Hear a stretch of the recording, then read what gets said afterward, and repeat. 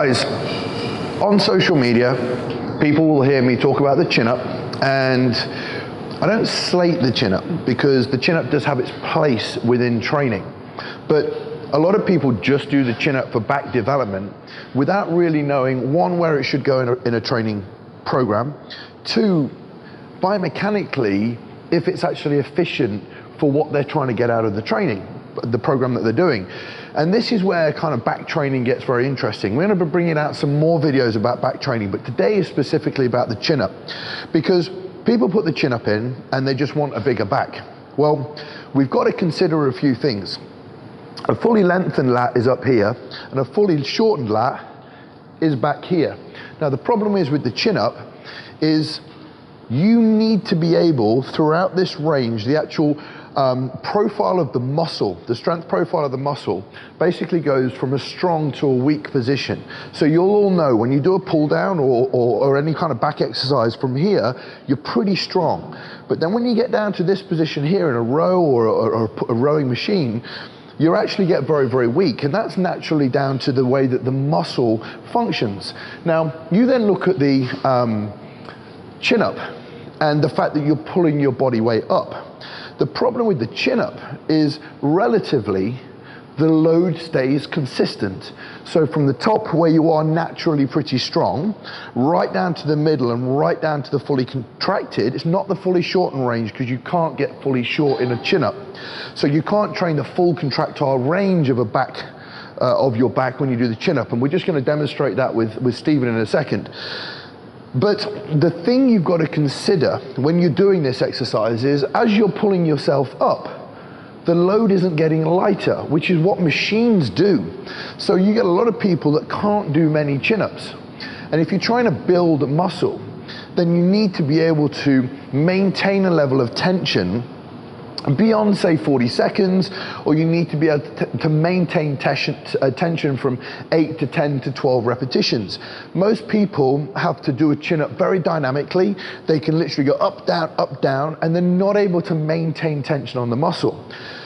Going back to my point about the fact that the load stays very constant, you have to increase your speed as you get to where you're very, very weak. So it doesn't match the muscle's function, and as such, you're unable to maintain tension. So what I'm going to do now is I'm going to ask Stephen to do a chin-up, like most people do. We're going to do semi-supinated, and we're going to pull up as close as you can get. And you're going to notice a few things where I'm going to point them out. So Stephen, come on in here for a second, and if you can grab a close grip, as you did a second ago when we went through it.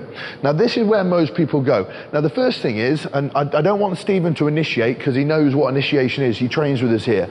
All he's going to do is what most people do. So I just want you to do a straight pull up to the ceiling and then down. Up and then down. Right, now relax. Now what you'd have seen as he pulled up is the brachioradialis and the biceps brachii. They basically did a lot of, you can see here with me, as he pulled up they did a lot of contracting.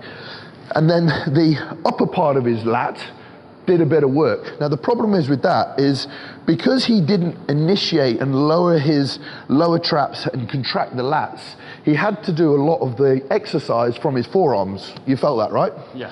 So when you're training the back, the more work the forearms do, hence why a lot of people feel that they can't do much back chin-ups because their forearms give up. That's the muscle that you're predominantly using when you're just literally trying to pull up.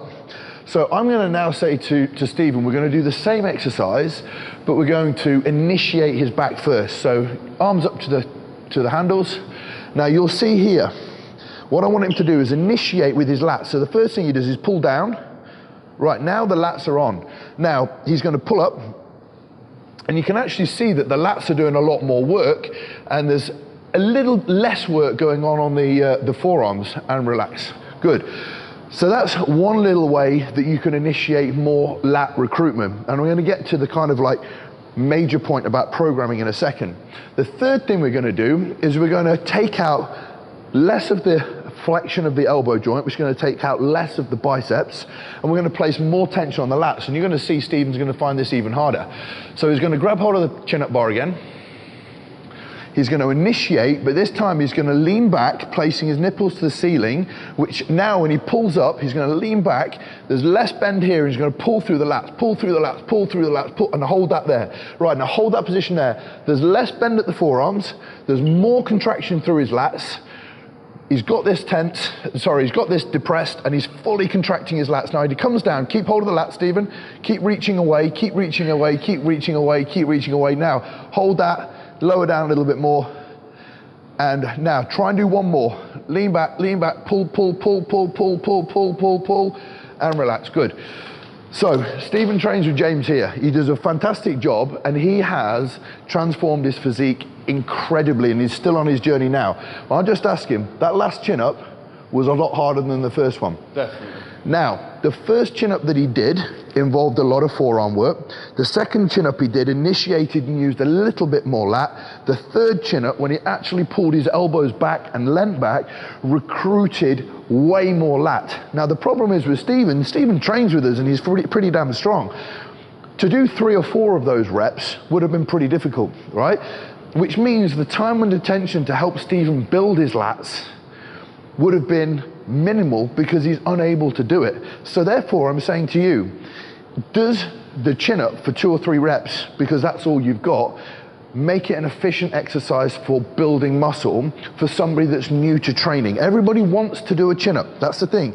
Everybody comes in the gym and wants to do a chin up, but they also want to improve their physique. So is it something that later on to your training that you might add? Because it's certainly really something that you're not going to benefit from in the early days. Now, last little thing I want you to just take away. The lat is fully lengthened in this position here and fully shortened in this position here. So, because you can't get the lat fully short in a chin up, because like I said, the weight doesn't decrease enough as you're pulling up, what it makes the chin up favorable for is training the lengthened and slightly into the mid-range of the lat muscle.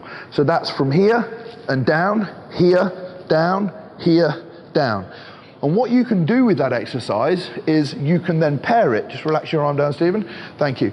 What you can actually do is say pair that with a pull from here and then a row from here, because you're training the extremities of the exercise. But guys, if you cannot get your lat contracted and maintain tension on a chin-up exercise for more than 8 repetitions, in the early days of training, it doesn't make the chin-up a valuable exercise for you to improve your back development and your back strength. All you're doing is developing a lot more forearm strength and less stimulation on the back. So use a lot of the other exercises, use a lot of the other variables that you've got in the gym and machines that you can use so that you get more work out of the back.